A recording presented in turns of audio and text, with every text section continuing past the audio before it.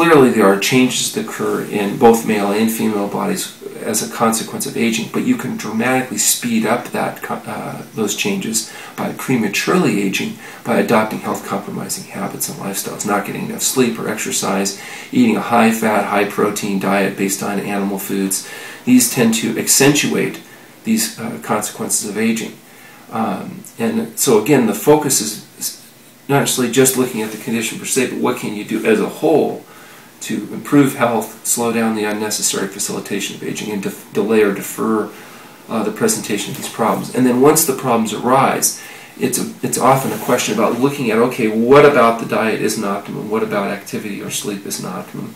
If you want to see rapid changes, we use things like fasting to give the body a chance to unwind these things even more quickly.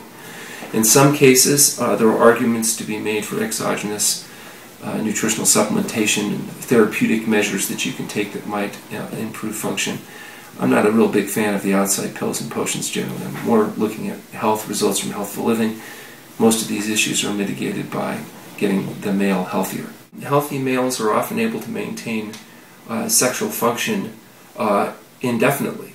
There isn't an age at which point function necessarily is an inevitable consequence of the fact that you've reached your 7th or your 8th or even your 9th decades. Now, what does seem to be common is many of these issues have to do with testosterone levels, higher or lower, the form of testosterone and how it's being processed. There is a reduction in testosterone levels in males that occurs as a consequence of aging, just as there is a reduction and alteration in estrogen in females as they age. And those reductions are associated with various changes in the body. But you want to be careful because sometimes those reductions may have biological protective factors as well. For example, giving women estrogen replacement may slow down, for example, changes in wrinkling of the skin or other kinds of cosmetic issues. But can result in increased risk of cancer, for example, of the uterus or other problems. And in males, it's likely to turn out to be the same. That giving artificial testosterone may not necessarily be the fountain of youth panacea that has been sometimes suggested. That lower testosterone levels that occur as a normal part of the curve as aging may be associated with protection from various conditions. So I think that certainly a lot more needs to be done and learned about exactly what range we're looking for as optimum, because unfortunately we look at populations that are fat, sick, and miserable and use those as populations to norm to, and that can be very misleading.